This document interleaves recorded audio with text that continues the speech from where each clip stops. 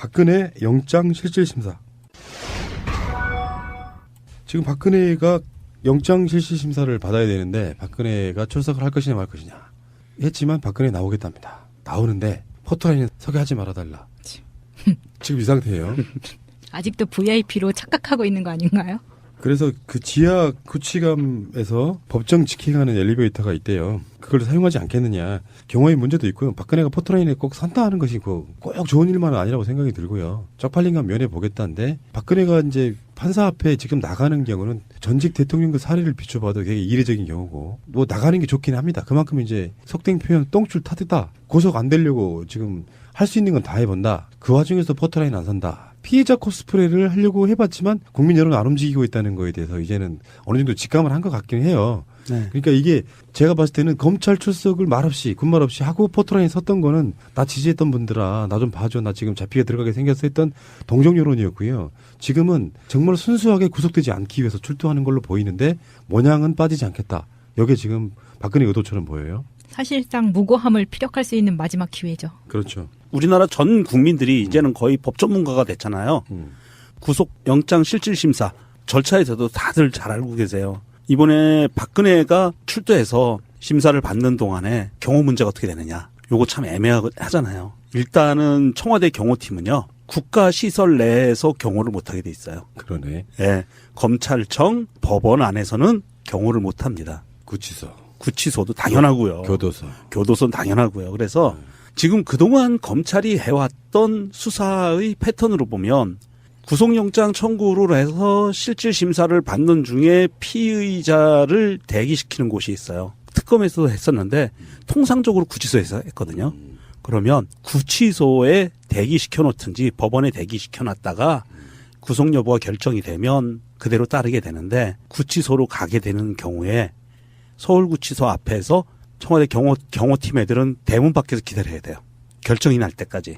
근데 지금 박근혜의 경우에는 이제 영장실질심사, 다른 말로 피의자 조사를 이제 받게 되면 영장이 나오는 걸 결정될 때까지 어디다 두느냐가 지금 계속 고민이었거든요. 네. 뭐 구치소로 갈 것이냐. 가장 대체적인 예측은 법원 내에 있어요. 작은 구치감이라는 게 있대요. 네, 있어요. 거기다 가둬놓는다고. 가둬놓을 가능성이 없다고. 지금 아직도 몰라요. 이건 확정된 건 아닌데. 검찰 그 부분에 대해서는 검찰 측에서 명확한 입장이 아직 안 나와서 그래요. 그러니까 지금 박근혜 영장실질심사에 그 포토라인에 안 서게 해달라고 하는 것도 방송하는 이 시간까지는 법원의 결정이 나오지 않았습니다. 네.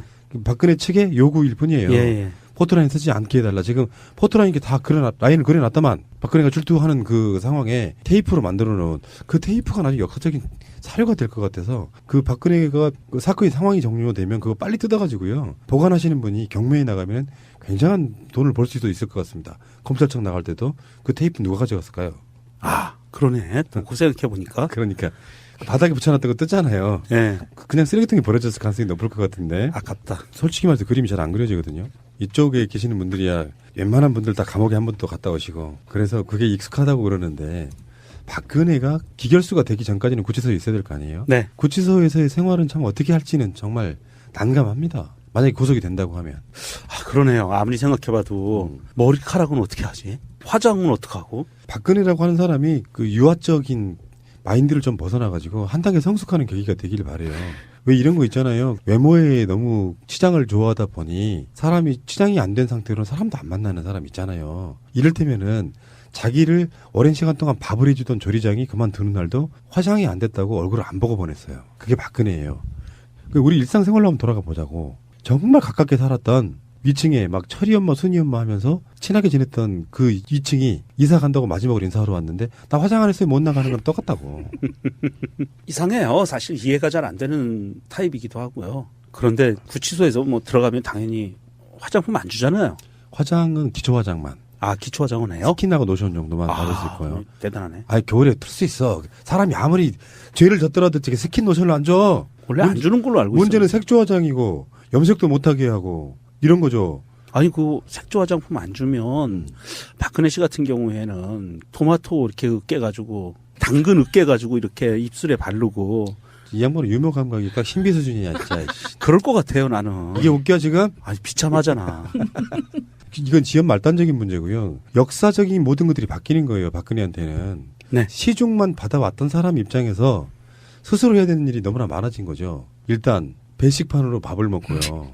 설거지도 지가 해야 되고요. 네. 샤워는 어떻게 하며 변기는 어떻게 하고. 불쌍해 죽겠어. 나는 박근혜 불구속 바라본다. 인간적으로. 아니, 안 돼요. 그건 구속을 해서 박근혜가 구속이 되는 순간 있죠. 예. 서울구치소의 모든 변기가 비대가 달릴 거예요. 나는 박근혜가 범죄자였다는 걸 순간 깜빡 잊어먹었습니다. 네. 그러니까 박근혜를 비대를 달아주려면 박근혜만 달아주면 큰일 나잖아요. 그거는 또 그 법무부 장관 탄핵감이에요. 그러니까 그걸 빙자해서 모든 변기에 비대를 달아줄 것 같아요. 굉장히 좋아요. 그거는 수감자들을 위해서. 그리고 또 한 가지 아마 배식판도 바꾸지 않을까 싶어요. 도자기 그릇으로 깨지지 않는 도자기 그릇으로 바꾸지 않을까 싶어요. 누가요? 박근혜를 위해서. 누가? 뭐 서울구치소장이라든지 법무부 장관이. 법무부 장관이 왜? 누구지? 왜? 그거 어떻게 그 서민이 먹는 배식판에 그 양반이 밥을 먹겠어요. 지금 누가 그 갑인데요? 누가 갑이죠? 갑은 누구지? 갑은 우리죠 뭐. 응. 그러니까 갑이 입장에서 봤을 때 일반 보통의 시민의 수준으로 내려놓으면 되지. 박근혜 하나 올리자고 다 올리면 그 예산은 어떻게 충당해? 서울구치소가 어디에 있죠? 안양? 의왕 아닌가요? 아 의왕? 안양 쪽이에요. 예. 네. 안양 쪽에 가면은 의왕으로 내려가는 길에 경수산업도로의 왼쪽에 있어요. 언덕 위에. 가보셨죠? 가봤죠. 난 안 가봐서 모르겠어. 거기 가면 굉장히 넓어요. 담장도 높고. 근데 어떤 일부의 분들은 분명히 이 방송 들으면서 박근혜 구속 안 될 건데 김치국부터 마시고 자빠졌네 하실 수도 있습니다. 꿈깨? 100% 되죠. 박근혜 구속은 안 될 수가 없어요. 간절히 원하면 다 되는 거 아닌가요? 박근혜가 얘기했죠. 간절히 바라면 우주가 더 잘살. 법적인 걸 떠나서요. 이재용 구속에 대해서 영장을 발부했던 법원이 뇌물을 공유한 자로 구속영장을 발부를 했던 법원이 박근혜에게 발부를 안 할 수가 없어요. 법조계 전문 용어로요. 뇌물죄 대향범이라는 네. 그러니까 서로 대립되는 행위를 통해 동일 목표를 실현하는 범죄에 해당하는데 이재용은 뇌물 공여 상태로 구속이 됐는데 더 죄가 큰 뇌물 수수. 투수자를 구속하지 않는다는 것은 그게 흔히 말하는 법의 가장 중요한 게 뭐냐면 형평성이에요. 예. 알고 보면. 그렇죠. 그것 때문에 형용 모순이 되는데 그러면 지금 영장 발부 판사는 기존에 있던 법원의 판결을 뒤집는 행위가 돼서 법원으로서 보는 굉장히 난감해지는 반역 행위가 되는 겁니다. 그러니까 이 판사는 고민할 이유가 없어요. 이재용 때처럼 막 몇 시간 동안 고민할 이유가 없어. 맞아요. 박근혜가 무고하다고 주장하면 들어주고 구속 바로 해주면 됩니다. 뭘 하루 가깝게 기다리게 해. 그러니까 무고하다고 자꾸 우기면 나 죄 없어요. 내가 돈 받은 적도 없고요. 내 통장을 까보세요. 돈 받은 적 없어요라고 얘기하면 그래 너 범죄를 은닉하려고 그러는구나. 그리고 바로 그냥 구속 때려주면 돼요. 그러니까 뭐 일반인도 그렇잖아요. 우리 명정님은 법대 나오신 분답지 않게 뭔가 용어가 되게 싸구려인데. 원래 좀 오래되면 이렇게 싸구려로 돼요. 법대 나온 품위를 좀 지켜주시고요. 그러니까 다 잊어버렸어요. 네. 그 느낌 속에 박근혜뿐만 아니라 보통 사람들이 법원에나 검찰이나 경찰에 갔을 때 순수하게 자기 죄를 인정하면 그 선처라는 걸 해줘요. 가장 중요하게 보는 것 중에 하나가 법정에서는 그렇잖아요. 자기 자신의 죄를 뉘우치나 안 뉘우치나가 선고 형량에 결대적인 영향을 끼치거든요. 네. 근데 검찰 입장에서도 지금까지 검찰에 들어가서 조사받고 막 7시간 동안이나 조서 들여다보고 아침에 나왔잖아요. 그때 그 모든 걸 다 부정했던 거예요. 인정한 게 거의 없었던 거죠. 예. 그러니까 부정한다고 하는 법적인 용어에는 그런 게 있을 거예요. 내가 범행하지 않았다고 부정하는 순간 어떤 걸 의심할 수밖에 없냐면 법을 집행하는 사람들은 그러면 나와 있는 증거들을 인멸하겠네가 바로 연결되는 겁니다. 자기가 하지 않았다고 우기고 사실적으로는 나와 있는 증거가 되게 많잖아요. 네. 그래서 막 녹화도 하고 막 녹음도 하고 막 그런 상황인 거잖아요. 인정했냐 안 했냐가 되게 중요해서 경찰들도 어떤 범인을 잡았는데 모든 조건이 막 칼도 찾았고 칼에 지문도 찾았는데 나는 사람 죽이지 않았다고 우기잖아요. 그러면 그 상태로 법으로 갖고 가기가 굉장히 부담스러운 게 사실이고 그리고 가장 중요한 게 범인의 자기 범죄를 자백하는 시인하는 게 제일 중요한 거거든요. 근데 자기 자신의 범죄를 다 밖에 나와 있어. 근데 누가 봐도 이 사람은 범인이야. 근데 자기는 범인이 아니라고 해. 그러면 더군다나 이 사람은 전직 대통령이었고 자기가 임명한 청와대 직원들이 청와대에 버젓이 있어요. 최고의 권력기관에. 그러면 증거인멸의 우려가 굉장히 높은 거죠. 방송 나가는 오늘 오전 10시 30분 서울중앙지법. 예, 지방법원 맞습니다. 지방법원에 최초였어요. 영장 실질심사를 받는. 대통령이 지방법원에 가는 것도 처음이에요. 안 된 말이지만은 가보세요. 박근혜 씨는 한번 자기가 지은 죄가 뭔지 아직까지 깨닫지 못하는 범국민적인 정서에 전혀 그 공감력 없는 사람이 대통령이었다는 게 아찔하지 않아요? 그러면 그게 범죄라는 인식도 또 자체가 지금 내가 보기에는 없어 보이는 거거든요. 그 안에서 4년 동안 우리는 애간장이 타서 또 열이 받아서 간이 불덩어리처럼 타오르고 그렇게 수명을 깎아먹으면서 4년을 살아왔어요. 그렇죠. 박근혜가 구상권 청구해야 됩니다. 개인당 한 맞다. 5년씩 깎아먹은 인생에 대한 보상금으로 개인당 3억씩 줘라. 좋아. 좋아. 근데 어차피 지금 박근혜가 출석을 해서 계속해서 모든 혐의를 부인을 하잖아요. 근데 그 시간이 딱 정해져 있기 때문에 24시간 안에만 할 수 있잖아요.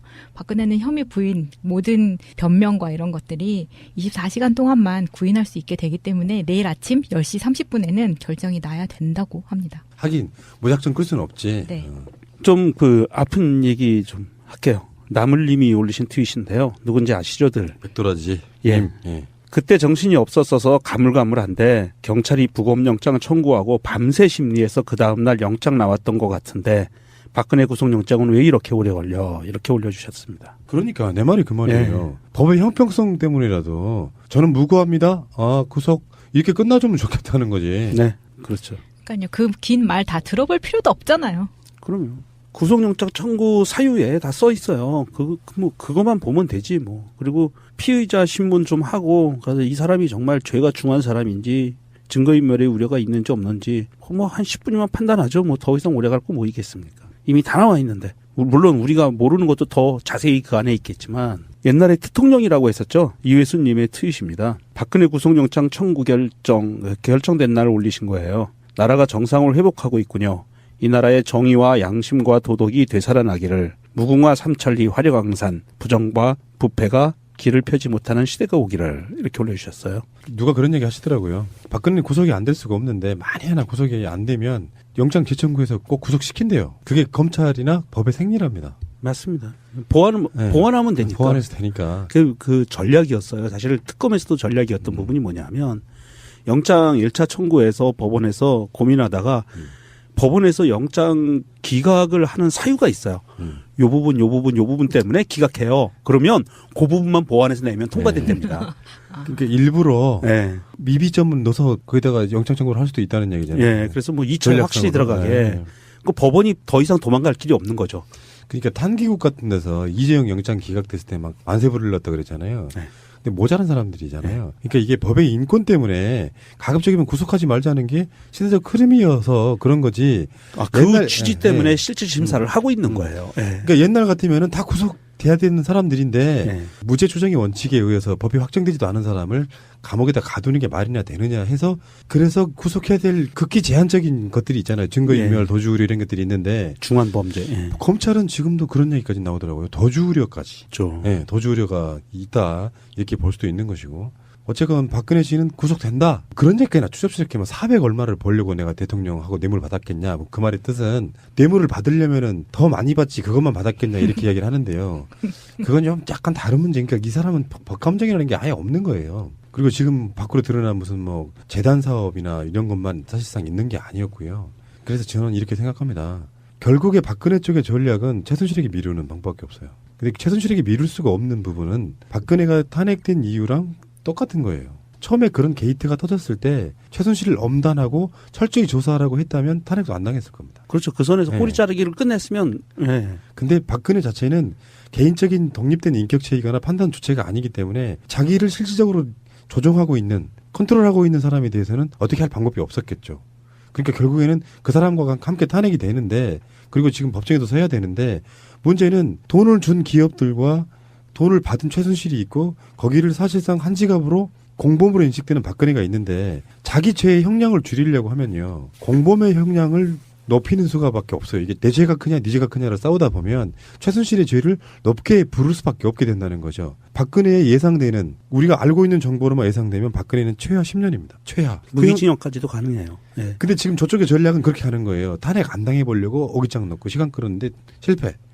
구속 안 당해보려고 지금 하는데 일단 구속영장 청구까지 나왔어요. 만약 구속된다고 치면요. 나중에는 새 정부에 가서는 결국에는 사면 이런 분위기 만들려고 할 거예요. 다 아직도 없죠. 근데 새로운 정부에서는 박근혜 사면하기는 힘들어요. 그럴 거면 정말 국민적인 저항이 부딪힐 거라고 생각이 들고. 그럼요. 그러니까 최소한 저는 박근혜가 사면되는 시간은 5년은 무조건 살아야 되고요. 새로운 정권이 들어섰을 때 민주정부도 한 2기, 전체로 말하면 한 3기가 이번에 3기고 그다음에 4기가 정권 연장이 된다고 하면 그때쯤은 범국민적 여론에서 나이도 고령이고 70이 훨씬 넘었으니 이 사람을 살려주자는 여론이 일부 있을 수도 있다고 생각이 들어요. 그때는 모르겠지만 차기 5년 동안은 짤없이 국민들이 다 기억하고 세포로 기억하고 있잖아요. 감옥을 살아야 되는 게 아닐까 싶고요. 박근혜 씨가 70 넘어서 인간미 있는 채로 철학적 깊이가 있는 채로 감옥에서 성숙해진 모습으로 70대 중반에 나와주시기를 저는 기대합니다. 잘 꼴바라세요. 그거 평생도 안 되는데 그게 되겠어요. 제가 10년을 감옥살이를 해본 결과 촌실이 그년이 나쁜 년이었습니다. 손실이 지금 무기징역 살고 있다면서요? 우리가 착각하는 게 한 가지가 있습니다. 네. 법원 판사나 법원이나 검찰에서는 명확한 원칙이 한 가지가 있어요. 공범 있죠. 공범 관계면 어느 한쪽의 형량이 한 30년 나오잖아요. 그러면 그 옆에 있는 그 공범도 비슷하게 나오지 절대 누가 더 나쁘고 누가 더 덜 나쁘고 이건 없어요. 공범은 똑같은 처벌을 받습니다. 난 이렇게 했으면 좋겠어요. 뭐 제일 큰 죄라고 하는 뇌물죄 말고 거기에 기밀누설도 있고요. 그러면 뭐 블랙리스트. 그리고 강요도 있고요. 예. 물론 강요하고 지금 뇌물죄는 상당히 좀 밀접하게 연관이 있긴 하지만 뇌물이냐 강요냐도 약간 달라지는데 그런 것들을 합산해가지고 판결했으면 좋겠어. 근데 법은 지금 그런 식으로 하지 않죠. 최고 형량 갖고 있는 거. 안 그래요? 합친다고? 네, 합산을 하는데 그거를 뭐 1+1은 2 이게 아니고 1+1은 뭐 한 1.78 뭐 이 정도 이런 돼요. 식으로. 네. 야, 법대 나오신 분의 나름 명쾌한 해석이었어요. 코스가 나오네요. 감사합니다. 예. 무기징역을 향해서. 법대 나온 코스프레는 제가 지금 자갈자갈해서 하고 있는데 법대 나온 무직 삼촌 코스프레. 법대 뭐 나오는 거 큰 거 아니에요. 네. 뭐 우병우까지도 못 가봤는데 뭐. 자, 법대로 해. 법대. 네, 법대로 해. 그리고 참 우병우 즐기네요. 우병우 지금 뭐 또 검찰이 이제 소환 또 한 번 더 할 거라 그러는데 이번에 소환하면 지금은 구속시켜야 되지 않나요? 우병우는 소환이 되는데 이번 소환을 하면 구속을 위한 전 단계가 아닐까 싶고요. 여러분들이 네. 하나만 간과하실 것은요. 박근혜가 아직 구속 전 단계인 출국 금지가 아직 안 내려졌다는 사실을 기억하시기 바랍니다. 도주의 우려가 있습니다. 혹시 검찰이 일부러 영장을 치려고 도주 우려가 있게 만들어 놓는 게 아닐까? 저기 혹시 그럼 그 태극기 들고 네. 삼성동 박근혜 집 앞에 있는 분들이 혹시 박근혜를 튀지 못하게 드라마처럼 말이에요. 갑자기 사람들이 혼란해진 틈을 타서 어떤 여인이 마스크 쓰고 태극기 들고 보자기 마스크 보자기 하나 뒤집어 쓰고